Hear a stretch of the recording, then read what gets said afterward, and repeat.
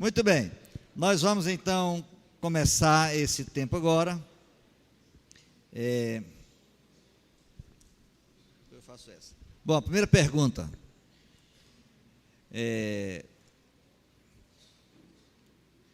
Aproveitar, reverendo, o senhor podia explicar melhor isso daqui, responde a pergunta e explica, tem gente querendo saber mais, com mais clareza essa questão aqui. A diferença entre queda moral e queda espacial, mas a pergunta aqui especificamente é, entre a queda moral e a queda espacial de Satanás, onde Satanás estava nesse meio tempo? Muito bem.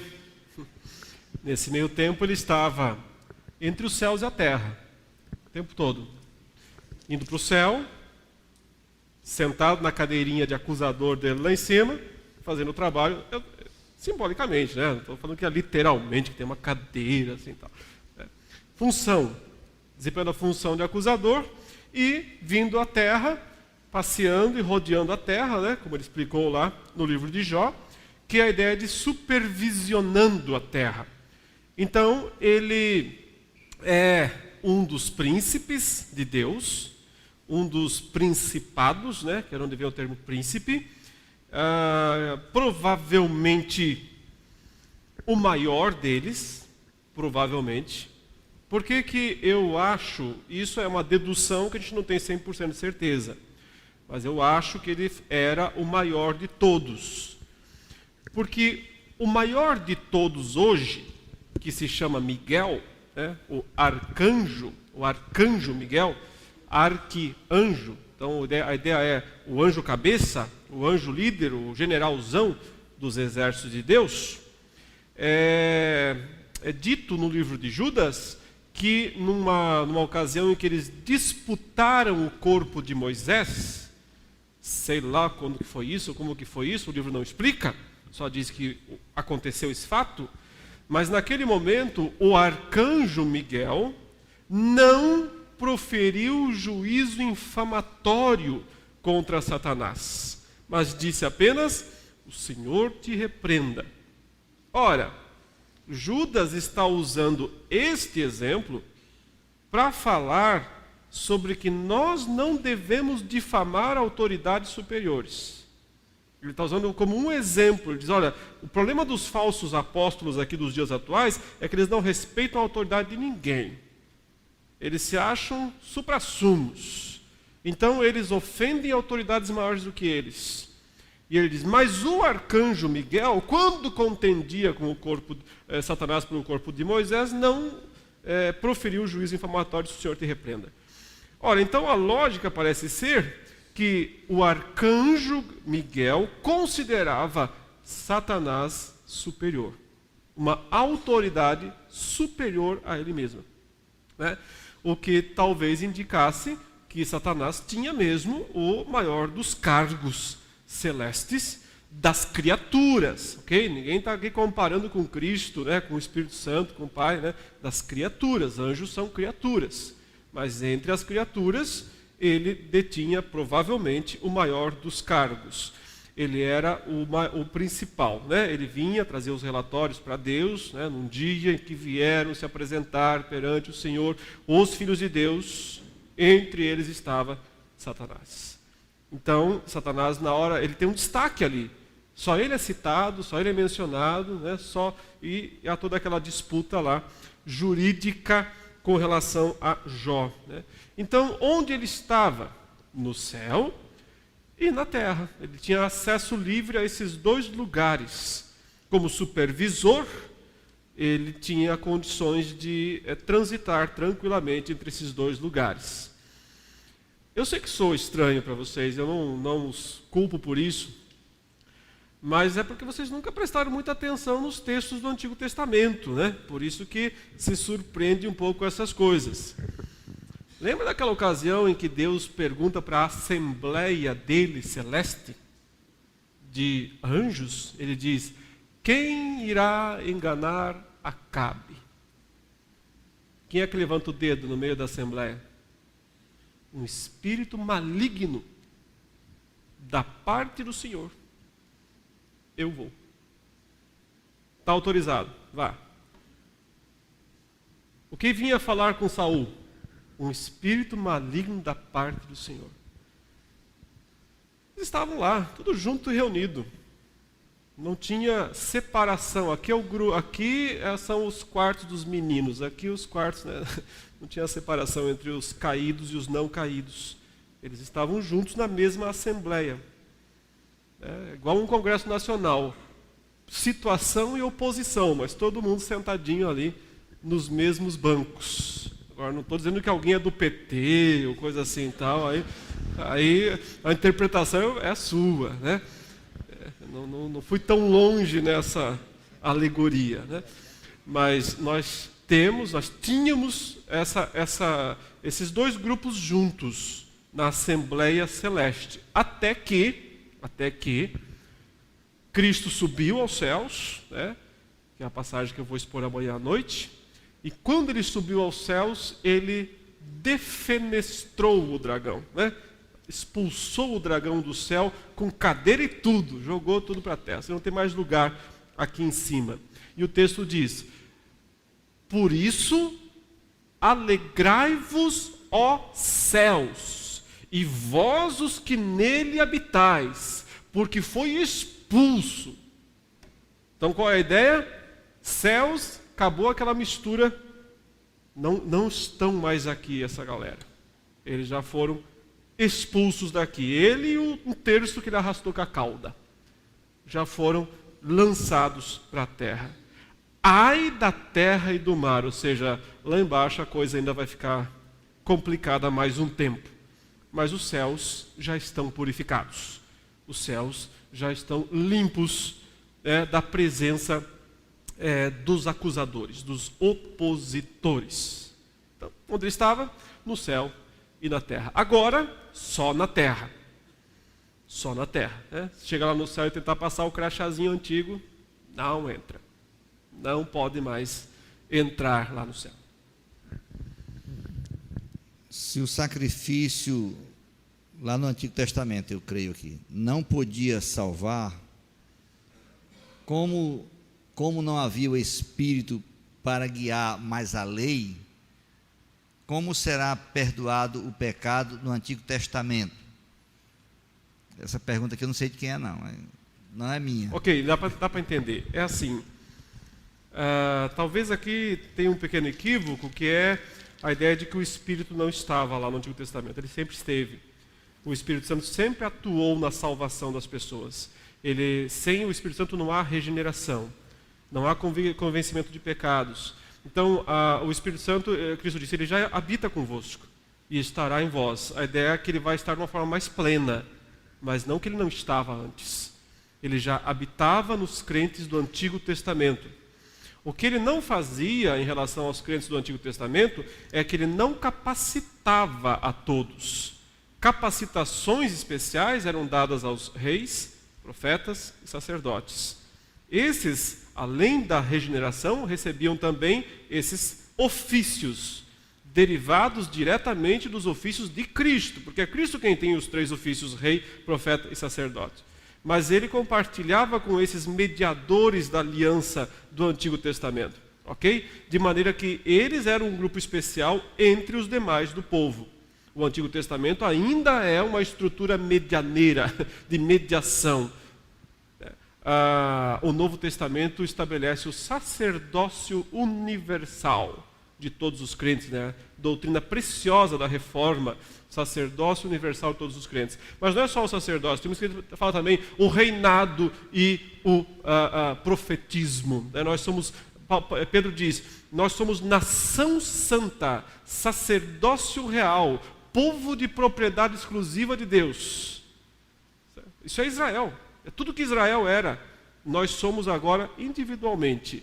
Cada crente no Novo Testamento é um rei, é um profeta, é um sacerdote. E essa é a diferença da atuação do Espírito Santo do Antigo para o Novo.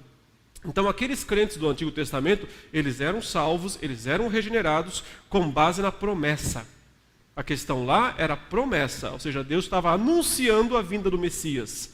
Por isso a gente fala que eles eram salvos pela fé no Salvador que viria. anunciado, prometido, a promessa. Nós, diferentemente, somos salvos pela fé no Salvador que já veio. Então a gente olha para trás. Eles olham para frente, nós olhamos para trás. No meio da história está o mesmo Cristo, a mesma cruz, dividindo céus e terra, dividindo entre antes de Cristo e depois de Cristo, mas todos em relação a Ele. Então, os do Antigo Testamento salvos pela fé, e os sacrifícios tinham essa função, porque eles antecipavam os efeitos da obra de Cristo na vida daqueles homens. De maneira que todos que morreram na fé, como Abraão, etc., eles foram para o céu. Não ainda para o novo céu e a nova terra. Essa cidade vindoura não foi ainda construída. Isso está ainda em espera. Mas mesmo quem morre hoje, já no Novo Testamento, não vai ainda para esse lugar. Mas vai para o céu, descansar das suas obras, e desfrutar do que Paulo diz, que estar com Cristo é muito melhor do que estar no corpo. Porém, mesmo assim, todos esperam o eis que faço novo céu e nova terra, porque o primeiro céu e a primeira terra passaram e o mar já não existe. Então, enquanto não houver esse novo céu e nova terra, não estará totalmente completa a obra de Deus. Porque Deus proveu redenção para o homem e não proveu redenção para os anjos, ou para Satanás e para os anjos caídos? Só Deus sabe, né?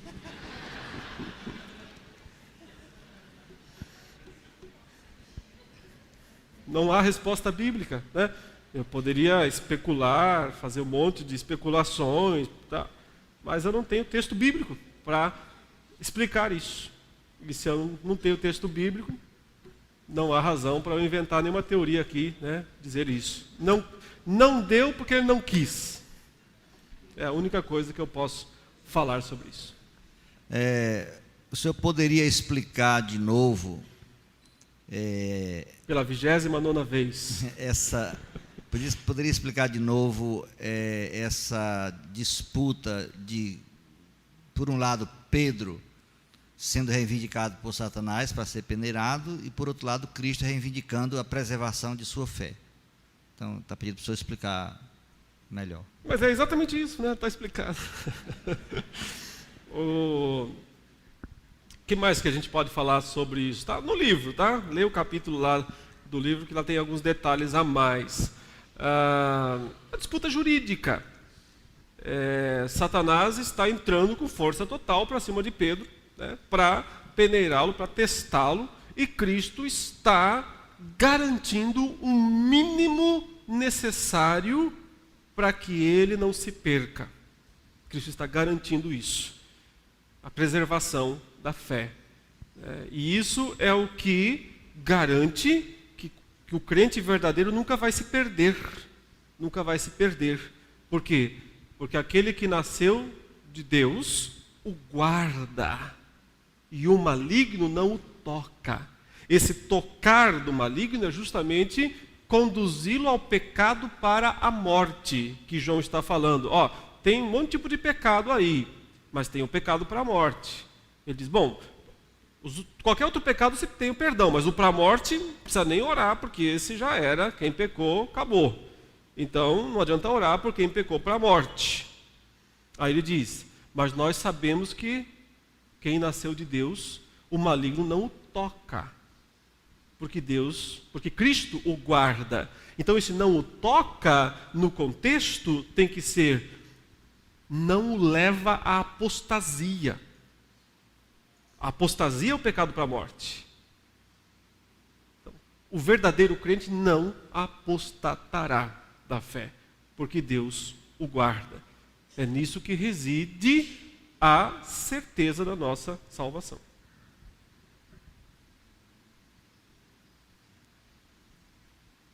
É difícil de ler aqui as perguntas, mas tudo bem. Fale um pouco sobre a atuação atual de Satanás.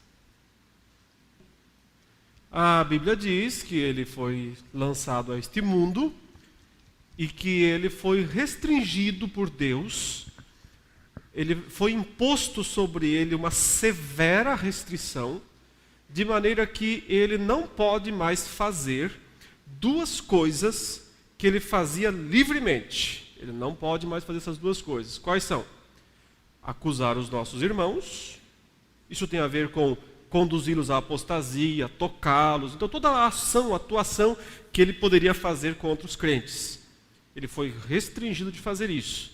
E a outra coisa que ele foi restringido de fazer é enganar as nações. Enganar em que sentido? No sentido de deter o avanço do Evangelho. Ele não pode fazer isso. O Evangelho é vitorioso e para vencer. Ninguém pode detê-lo no seu percurso, em toda a terra. Então, os dois grandes trunfos satânicos do Antigo Testamento sumiram das mãos dele. Ele desceu agora ao nível... a diferença que eu faço, às vezes, para você entender o que era antes e o que é agora, é que antes havia uma guerra. Agora só há guerrilhas. Ele deixou de ser um guerreiro para ser um guerrilheiro. Não tem mais como vencer a guerra, ele perdeu. Ele foi derrotado, a batalha acabou. Mas como ele ainda não foi banido, mas foi permitido por Deus que ele ficasse ainda neste mundo, ele age como um guerrilheiro, que faz os ataques localizados, explode bombas por aí. Por isso Paulo diz, a nossa luta não é contra a carne e o sangue, mas é contra essa estrutura toda. Os principados, as exousias, as autoridades, principados, potestades, os cosmocrators, os dominadores deste mundo tenebroso, as forças espirituais do mal nas regiões celestes. Continua havendo a nomenclatura, só que são cargos vazios hoje. Hoje eles não são de fato principados como eles eram. Eles não são mais de fato potestades. Ainda tem os títulos, mas o poder não tem mais. Resta então a eles nos atacar diretamente, pessoalmente, acusando-nos. Não pode nos acusar perante Deus, mas pode nos acusar perante a nossa própria consciência. Não podem fazer com que nós pequemos o pecado sem perdão, mas podem nos fazer cometer outros pecados. Razão pela qual nós temos que estar sempre revestidos de toda a armadura de Deus, especialmente porque pode vir o dia mau. E aí, sem armadura, meu caralho, já era. Então, nós não podemos, Paulo diz, ignorar os desígnios de Satanás. Um grande problema na igreja sempre foi os extremos. Tem gente superestimando o diabo, porque o diabo está em tudo. Está no banco, está na televisão, tá. Eu já vi gente ungindo a TV para expulsar o diabo. Era mais fácil desligar.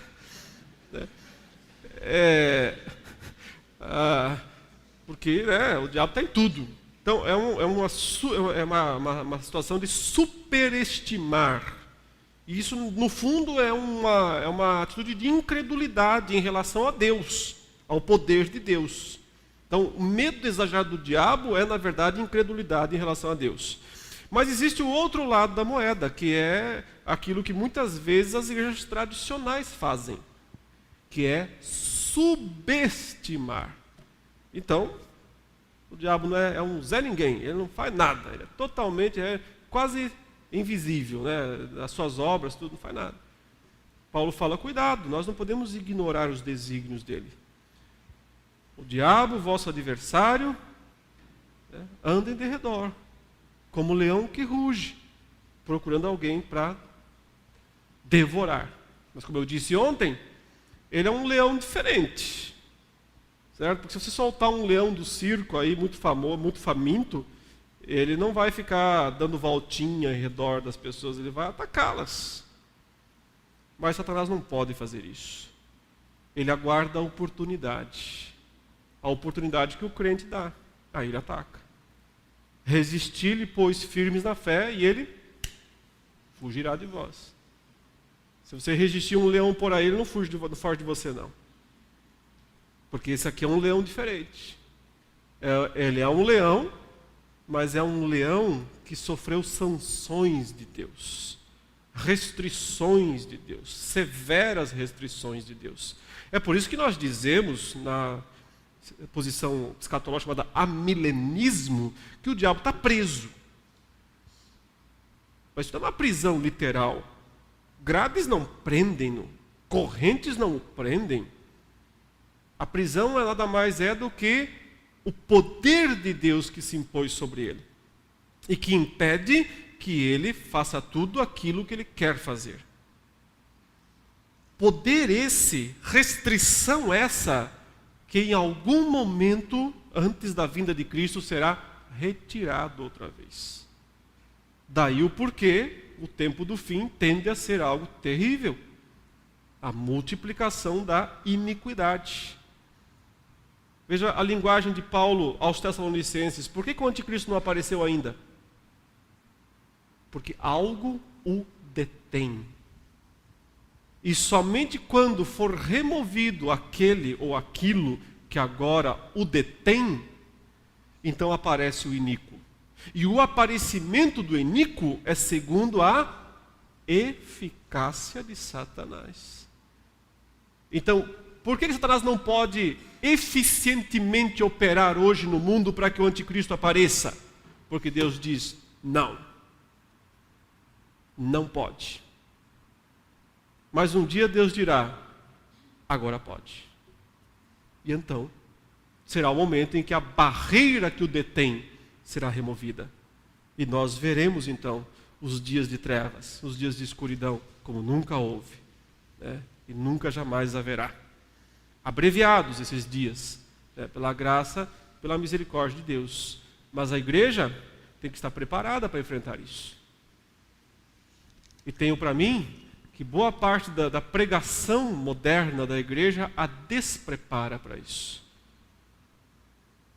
Porque muitos pensam igreja hoje como diversão, para preencher uma necessidade humana e carnal de diversão, de coisas extraordinárias, de grandes shows e de bênção, bênção, bênção, prosperidade, riqueza, solução para todos os problemas. Os crentes vão sendo iludidos com isso. De maneira que quando aparece o homem da iniquidade, eles não vão estar preparados para enfrentar o que tem que enfrentar. Mas isso é um outro assunto. Quando Miguel foi disputar com Satanás o corpo de Moisés, claramente ele não se sente à vontade para, em nome de si mesmo, dizer alguma coisa, né? Isso. Essa situação, no caso, depois da cruz, mudou ou Satanás ainda, ou Miguel ainda teria que ter? Não, mudou, porque veja a diferença. Lá no Antigo Testamento, na disputa pelo corpo de Moisés, Miguel está lá todo cheio de dedos, né, com Satanás, não vou te ofender aqui, né, vou tratar as coisas com você. Cristo sobe aos céus, capítulo 12 de Apocalipse, pauleira, Miguel e seus anjos sentando o cacete em Satanás e seus anjos. Literalmente, certo? Então, é briga, é batalha, né? Eles expulsam, é guerra, né? Eles expulsam ele do céu, ele vai lá cumprir o mandato, quer dizer, ele vai lá e fala para ele, perdeu o playboy, né? Você não tem mais direito de estar aqui, né? Você perdeu o seu posto, então, fora daqui. E o expulsa. Então, quer dizer, acabou a gentileza. A gentileza foi-se embora. Por quê? Porque Satanás não tem mais legitimidade para estar lá. Ele perdeu a legitimidade. Enquanto ele tinha, Miguel respeitou. Isso tem a ver com Colossenses, quando diz que na cruz Cristo despojou. Isso, despojou. É o texto que eu vou expor amanhã cedo, né? Ele deixou eles pelados e nus com a mão no bolso, né? Literalmente. É isso que Jesus fez com os principados e as potestades. Amanhã, né? Amanhã cedo, Certo. Amanhã, 9 horas da manhã. Pastor, me permite só fazer uma pequena sim. coisa? Irmãos, me dá um livro aqui, um pouquinho, esse livro para eu mostrar. Eu não sei quantos sabem, não sei nem se tem mais, mas esse livro aqui, As Crônicas de Olam, foi eu que escrevi, apesar desse nome complicado aqui. É o sobrenome da minha mãe, Wurlitzer. Mas eu escrevi esse livro, é uma ficção, a Fiel publicou, e esse é o volume 1. Ele é bem fininho, você lê rapidinho ele. Mas o volume 2 é só um pouquinho mais grosso.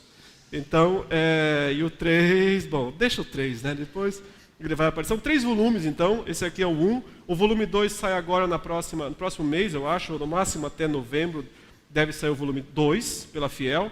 E o volume 3, eu estou terminando de escrever, e ele deve sair ano que vem também, pela Tolkien, que é um selo da editora Fiel. Então, para aqueles que estão me cobrando muito o volume 3, tem alguns que já leram, inclusive o 2, porque tinha uma edição anterior, então eu vou falar isso para vocês. Eu estou me esforçando muito para terminar. Hoje passei a tarde inteira tentando finalizar algumas coisas lá desse livro, e eu acho que ele está ficando bom. Eu acho que o volume 3 vai ser o melhor dos 3 aí. Eu consegui, assim, tem umas partes que eu mesmo fico pensando, meu Deus, onde é que veio isso, né? É Deus, é uma história que eu entendo que foi Deus que deu, não é inspiração, nada disso, esquece isso. Mas tem muita coisa aqui que eu fico pensando que eu não teria capacidade de fazer, não. Então, uma história bem interessante nesse volume 3. Tem hora que eu termino um capítulo literalmente aos prantos. E tem hora que eu estou dando risada. Então, eu espero que isso também aconteça com você. Obrigado.